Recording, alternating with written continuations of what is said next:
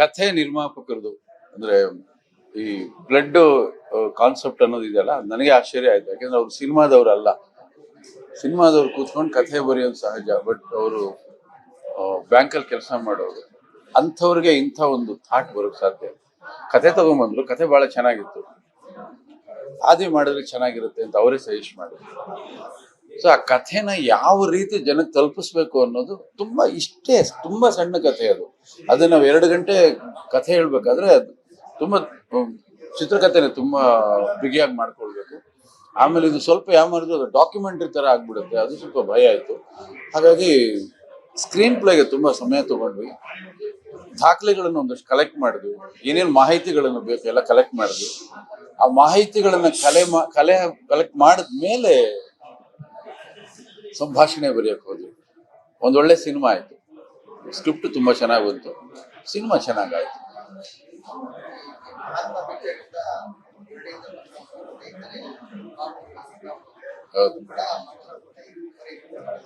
ಹೌದು ಹೌದು ರೋಹಿಣಿ ಪಿಕ್ಚರ್ಸ್ ಒಂದು ಹೆಮ್ಮೆಯ ಸಂಸ್ಥೆ ಕನ್ನಡ ಚಿತ್ರರಂಗಕ್ಕೆ.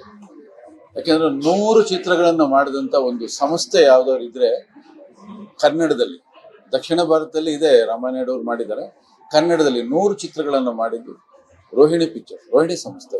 ಈ ಸಂಸ್ಥೆ ದೊಡ್ಡ ಇತಿಹಾಸ ಇದೆ, ಹಲವಾರು ಪ್ರತಿಭೆಗಳನ್ನ ಚಿತ್ರರಂಗಕ್ಕೆ ಪರಿಚಯ ಮಾಡಿದಂತ ಹೆಗ್ಗಳಿಕೆ ಆ ಸಂಸ್ಥೆಗಿದೆ.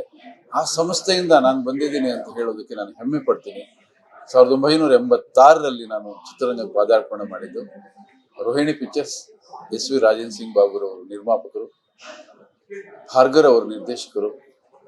ಅವರ ಗರಡಿಯಲ್ಲಿ ಕೆಲಸ ಮಾಡೋದು ತುಂಬಾ ಅದೃಷ್ಟ. ಯಾಕೆಂದ್ರೆ ತುಂಬಾ ಚಂದ ಹೇಳ್ಕೊಡ್ತಾರೆ. ಅಂದ್ರೆ ಶಿಸ್ತು ಹೇಗಿರುತ್ತೆ, ಕೆಲಸ ಮಾಡೋ ವೈಖರಿ, ಪ್ರೋಗ್ರಾಮ್ಗಳು ಹೇಗೆ ಹಾಕೊಳ್ಬೇಕು, ಕಲಾವಿದರನ್ನ ಹೇಗೆ ಬಳಸ್ಕೊಳ್ಬೇಕು, ಕಲಾವಿದರ ಡೇಟ್ಗಳು ದುರುಪಯೋಗ ಆಗ್ಬಾರ್ದು, ವೇಸ್ಟ್ ಆಗ್ಬಾರ್ದು, ತುಂಬಾ ಚೆನ್ನಾಗಿ ಅಲ್ಲಿ ಕೆಲಸ ಕಲಿಸ್ಕೊಡ್ತಾರೆ. ಅಲ್ಲಿ ಕೆಲಸ ಕಲಿತೆ ನಾನು. ನನ್ನಲ್ಲೇ ಒಂದು ಶಿಸ್ತು ಇದ್ದಿದ್ರಿಂದ ಇಲ್ಲಿ ಕೆಲಸ ಕಲ್ತಿದ್ದು ಚಿತ್ರರಂಗಕ್ಕೆ ತುಂಬಾ ಉಪಯೋಗ ಆಯ್ತು. ಇವತ್ತು 50ರ ಸಂಖ್ಯೆ, ಅದು ಕೂಡ ತುಂಬಾ ಹೆಮ್ಮೆ ವಿಚಾರ. ನನ್ನ ಗುರುಗಳು 50 ಚಿತ್ರಗಳನ್ನು ಮಾಡಿದ್ದಾರೆ, ಅವರ ಗುರುಗಳು ವಿಜಯ ರೆಡ್ಡಿ ಅವರು 50 ಚಿತ್ರಗಳನ್ನು ಮಾಡಿದ್ದಾರೆ.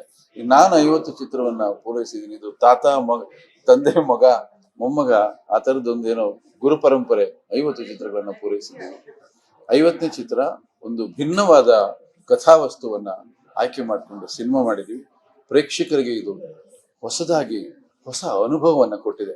ನಮ್ಗೆಲ್ಲ ಖುಷಿಯಾಗಿದೆ ಅವರ ಒಪಿನಿಯನ್ಗಳನ್ನ ಕೇಳಿ ಪಡ್ಕೊಳ್ಳುವಾಗ.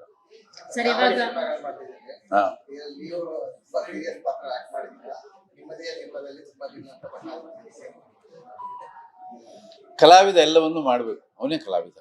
ನಾವು ಬಹಳಷ್ಟು ಕಲಾವಿದರನ್ನ ನೋಡ್ತಾ ಇರ್ತೀವಿ, ಎಲ್ಲ ಪ್ರಕಾರಗಳಲ್ಲಿ ಅವ್ರು ಕಾಣಿಸ್ಕೊತಾ ಇರ್ತಾರೆ. ನಾವು ಯಾವತ್ತೂ ಕೂಡ ಒಂದಕ್ಕೆ ಸೀಮಿತ ಆಗ್ಬಾರ್ದು, ಬರೀ ನಗಿಸ್ಬೇಕು ಅನ್ನೋದಲ್ಲ ಇದು. ನಗಿಸೋದು ತುಂಬಾ ಕಷ್ಟ ಇದೆ, ಎಲ್ಲರೂ ನಗ್ಸಕ್ ಆಗೋದಿಲ್ಲ. ಬಟ್ ಪ್ರೇಕ್ಷಕರನ್ನ ನಗಿಸಿದ್ದೀನಿ, ರಂಜಿಸಿದ್ದೀನಿ, ನನಗೆ ಆ ತೃಪ್ತಿ ಇದೆ. ಇನ್ನು ಮುಂದಿನ ದಿನಗಳು ಬಹಳ ಚೆನ್ನಾಗಿರುತ್ತೆ, ತುಂಬಾ ರಂಜಿಸ್ತೀನಿ. ಆದ್ರೆ ಇದ್ರಲ್ಲಿ ಒಂದು ಭಿನ್ನವಾದ ಪಾತ್ರ. ಈ ಪಾತ್ರ ಕೊನೆ ಘಳಿಗೆಯಲ್ಲಿ ನಾನು ಮೇಕಪ್ ಹಾಕೊಂಡೆ. ಅದಕ್ಕೆ ಯಾರು ಕಲಾವಿದನ್ ಗೊತ್ತು ಮಾಡಿದ್ವಿ, ಅವರು ಡೇಟ್ ಸಮಸ್ಯೆಯಿಂದ ಬರೋಕ್ಕಾಗಲಿಲ್ಲ. ನಾವು ಶೆಡ್ಯೂಲ್ನ ಕ್ಯಾನ್ಸಲ್ ಮಾಡೋಕ್ಕಾಗದೇ ಇರೋ ಪರಿಸ್ಥಿತಿಯಲ್ಲಿ ನಾನು ಬಣ್ಣ ಹಾಕ್ಕೊಂಡೆ. ಸ್ವಲ್ಪ ಭಯದಲ್ಲೇ ನಾನು ಬಣ್ಣ ಹಾಕ್ಕೊಂಡೆ. ಶೂಟಿಂಗ್ ಮಾಡಿ ನಾನು ಎಡಿಟ್ ಮಾಡಿ ನೋಡಿದಾಗ ನನ್ನ ಟೀಮ್ನಲ್ಲಿ ಒಳ್ಳೆ ಅಭಿಪ್ರಾಯ ಬಂತು. ಅದಾದ್ಮೇಲೆ ನಾನು ಕಂಟಿನ್ಯೂ ಮಾಡಿದೆ. ಬಹುಶಃ ಯಾರಾದರೂ ಅದನ್ನ ನೆಗೆಟಿವ್ ಹೇಳಿದ್ರೆ ರೀಶೂಟ್ ಮಾಡ್ತಿದ್ದೆ ನಾನು. ಬಟ್ ಈಗ ಪ್ರೇಕ್ಷಕರು ಅದನ್ನ ಬಹಳ ಮೆಚ್ಕೊಂಡಿದ್ದಾರೆ, ತುಂಬಾ ಇಷ್ಟಪಟ್ಟಿದ್ದಾರೆ. 3 ದಿನಗಳಿಂದ ಸತತವಾಗಿ ಕರೆಗಳು ಬರ್ತಾ ಇದೆ, ಮೆಚ್ಚುಗೆ ತುಂಬಾ ಬರ್ತಾ ಇದೆ. ತುಂಬಾ ಖುಷಿ ಆಗ್ತಿದೆ ಈ ಪಾತ್ರ ಮಾಡಿ.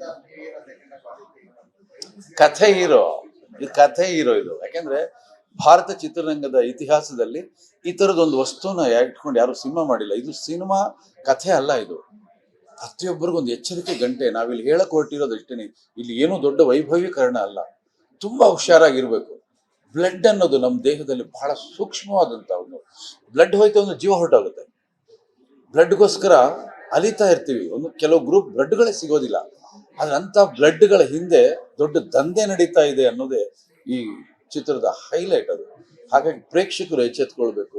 ಹೇಗೆ ನಾವು ಕೊಡ್ತಕ್ಕಂಥ ರಕ್ತವನ್ನ ಹೇಗೆ ನಾವು ರಕ್ಷಣೆ ಮಾಡ್ಬೇಕು, ಆ ಮಾಹಿತಿನ ಹೇಗೆ ಕಲೆ ಹಾಕ್ಬೇಕು ಅನ್ನೋದನ್ನ ಹೇಳೋದೇ ಫೈಡಿ. ನಿಮ್ಮ ಸೇಮ್ ಸಿನಿಮಾ 4-5 ಸೀಟರಲ್ಲಿ 100 ಡೇಸ್ ಕೊಡ್ತಾರೆ. ವಾರದ ಲೆಕ್ಕಾಚಾರ ಕೊಟ್ಟಿದ್ದೀವಿ.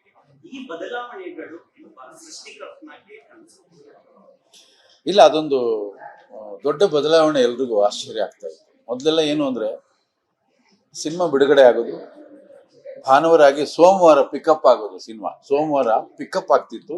ಎರಡನೇ ವಾರ ಚಿತ್ರಮಂದಿರಗಳ ಸಂಖ್ಯೆ ಜಾಸ್ತಿ ಆಗ್ತಾ ಇತ್ತು. ಮೂರನೇ ವಾರ ಮತ್ತೆ ಚಿತ್ರಮಂದಿರಗಳ ಸಂಖ್ಯೆ ಜಾಸ್ತಿ ಆಗ್ತಿತ್ತು. 100 ದಿನ ಹೋಗ್ತಿತ್ತು. ಇವತ್ತು 103 ಆಗೋಗಿದೆ. 3 ದಿನದಲ್ಲಿ ಇಡೀ ಸಿನಿಮಾ ಸುಸ್ತಾಗಿ ಹೋಗುತ್ತೆ. ಎರಡನೇ ವಾರಕ್ಕೆ ಬಹಳಷ್ಟು ಕಡೆ ಚಿತ್ರಮಂದಿರಗಳು ಇರೋದಿಲ್ಲ. ಕಾರಣ ಇಷ್ಟೇನೆ, ಇವತ್ತು ಚಿತ್ರ ನೋಡ್ತಕ್ಕಂಥ ಪ್ರೇಕ್ಷಕ ವರ್ಗನೇ ಬದಲಾಗಿದೆ. ಮೊದಲೆಲ್ಲ ಲೇಡೀಸ್ ಬರೋರು, ಎರಡನೇ ವಾರದಲ್ಲಿ ಲೇಡೀಸ್ ಬರೋರು, ಮೂರನೇ ವಾರದಲ್ಲಿ ಕುಟುಂಬಗಳು ಬರ್ತಾ ಇತ್ತು, ನಾಲ್ಕನೇ ವಾರದಲ್ಲಿ ಪರಿವಾರಗಳು ಬರ್ತಾ ಇತ್ತು. ಈಗ ಅಂಥ ಒಂದು ಸಿಸ್ಟಮ್ ಇಲ್ಲ. ಈಗ ಎಲ್ಲ ಟಿವಿ ಮುಂದೆ ಕೂತಿದ್ದಾರೆ. ಯುವಕರು ಚಿತ್ರಮಂದಿರಕ್ಕೆ ಬರ್ತಿದ್ದಾರೆ. ಅವರು ಒಂದು ವಾರ ಸಿನಿಮಾ ನೋಡ್ತಾರೆ, ಮುಂದಿನ ವಾರ ಇನ್ನೊಂದು ಹೊಸ ಸಿನಿಮಾ ನೋಡ್ಬೇಕು ಅಂತ ಅವ್ರು ಬಯಸ್ತಾರೆ. ಆ ತರದ್ದು ಒಂದು ಬದಲಾವಣೆ ಇವಾಗ ಆಗಿದೆ. ಹಾಗಾಗಿ ಇದು 50 ದಿನ 100 ದಿನ ಎಲ್ಲ ತುಂಬಾ ಮರೀಚಿಕೆ ಮುಂದಿನ ದಿನಗಳಲ್ಲಿ ಆಗೋದಿಲ್ಲ. ಒಂದು. ಎರಡನೇದು ಏನಾಗ್ತಿದೆ ಅಂದ್ರೆ, ಅವಾಗ ತುಂಬಾ ಸೀಮಿತವಾದಂತ ಚಿತ್ರಮಂದಿರಗಳನ್ನು ಹಾಕ್ತಾ ಇದ್ವಿ ನಾವು. ಎರಡನೇ ವಾರ ಬಿ ಅಂಡ್ ಸಿ ಎಲ್ಲ ಇರ್ತಿತ್ತು. ಇವಾಗ ಎಲ್ಲ ಇಲ್ಲ, ಏಕಕಾಲದಲ್ಲಿ ಎಲ್ಲ ಕಡೆ ಬಿಡುಗಡೆ ಆಗ್ತಾ ಇದೆ. ಹಾಗಾಗಿ ನಿಮ್ಗೆ ಏನಾಗುತ್ತೆ, ಸುದೀರ್ಘವಾದಂತ ಚಿತ್ರ ಪ್ರದರ್ಶನಗಳು ಇಲ್ಲ ಇವಾಗ. ಸರ್, ಇವಾಗ ಸಾಮಾನ್ಯವಾಗಿ ನೀವು ಇಂಥ ಸಿನಿಮಾಗಳನ್ನ ಮಾಡಲ್ಲ, ಇದೊಂದು ವಿಭಿನ್ನ ಪ್ರಯತ್ನ ಅಂತ ಹೇಳಿದ್ರಿ. ಈ ಬ್ಲಡ್ ಕೊಡ್ಬೇಕಾದ್ರೆ ನಾವೆಲ್ಲ ಯೋಚನೆ ಮಾಡದೆ ಕೊಡ್ತಿದ್ವಿ, ಅದನ್ನ ಕೊಡಬಾರ್ದು ಅನ್ನೋದನ್ನ ನೀವು ಇಲ್ಲಿ ಹೇಳಕ್ ಹೊರಟಿದ್ದೀರಾ. ಮುಂದೇನಾದ್ರೂ ಇದು ಕ್ರಿಯೇಟ್ ಮಾಡುತ್ತಂದ್ರೆ ಕೊಡ್ಲೇಬಾರ್ದು ಅನ್ನೋ ಮಟ್ಟಕ್ಕೆ ಮೆಡಿಕಲ್ ಫೀಲ್ಡ್ ಅಲ್ಲಿ ಏನಾದ್ರು ಸಂಚಲನ ಕ್ರಿಯೇಟ್ ಆಗುತ್ತಾ, ಹೇಗೆ? ಇಲ್ಲ, ನಾನು ಕೊಡ್ಲೇಬಾರ್ದು ಅಂತ ಹೇಳ್ತಾ ಇಲ್ಲ. ಇಲ್ಲಿ ಕೆಲವು ಹೆಸರುಗಳನ್ನ ದುರ್ಬಳಕೆ ಮಾಡ್ಕೊಂಡು ಹಣ ಮಾಡ್ತಾರೆ. ನಾನೇನ್ ಹೇಳ್ತಾ ಇದ್ದೀನಿ, ಸರ್ಕಾರದ ಪರವಾನಗಿ ತಗೊಂಡು, ಜಿಲ್ಲಾಡಳಿತದ ಪರವಾನಗಿ ತಗೊಂಡು, ಅವರ ಪರ್ಮಿಷನ್ಗಳು ತಗೊಂಡು ಬ್ಲಡ್ಗಳು ಕೊಡಬೇಕು. ಯಾಕಂದ್ರೆ ನಾವು ಕೊಡೋ ಬ್ಲಡ್ನಿಂದ ತುಂಬಾ ಜೀವಗಳು ಉಳಿಯುತ್ತೆ. ಆದ್ರೆ ಅದು ದುರ್ಬಳಕೆ ಆಗ್ಬಾರ್ದು. ನಾನು ಹೇಳಿದ್ನಲ್ಲ, ಪ್ಲಾಸ್ಮಾ ತಗೊಂಡು ಅದ್ರಲ್ಲಿ ಪ್ಲಾಸ್ಮಾ ತಗೊಳ್ಳೋದು ಪರ್ಸೆಂಟೇಜ್ ಕೂಡ ನಾನು ಹೇಳಿದ್ವಿ. ಉಳಿದ ಬ್ಲಡ್ ಎಲ್ಲ ವೇಸ್ಟ್ ಆಗುತ್ತೆ, ತಗೊಂಡೋಗಿ ಎಲ್ಲೋ ಒಂದ್ ಕಡೆ ಚೆಲ್ತಾರೆ. ಆ ಚೆಲ್ಲಿದ ಬ್ಲಡ್ನಿಂದ ಸಾಂಕ್ರಾಮಿಕ ರೋಗಗಳೆಲ್ಲ ಬರುತ್ತೆ. ಆ ರೋಗ ಯಾರಿಗೆ ಬರುತ್ತೆ? ನಮಗೆ ಬರುತ್ತೆ. ಅದಕ್ಕೆ ಮತ್ತೆ ನಾವು ಡಾಕ್ಟರ್ ಹತ್ರ ಹೋಗ್ಬೇಕು, ಅದಕ್ಕೆ ಮತ್ತೆ ಮೆಡಿಸನ್, ಅದಕ್ಕೆ ಟ್ರೀಟ್ಮೆಂಟು. ನೋಡಿ ಎಷ್ಟು ಸಮಸ್ಯೆಗಳಿದೆ. ಇದನ್ನ ಎಚ್ಚೆತ್ಕೋಬೇಕು ಸರ್ಕಾರ, ಜಿಲ್ಲಾಡಳಿತ, ಈ ವ್ಯವಸ್ಥೆ ಏನಿದೆ ಈ ಕಡೆ ತಿರುಗಿ ನೋಡ್ಬೇಕು ಅಂತ ಹೇಳೋದೇ ಈ ಸಿನಿಮಾ.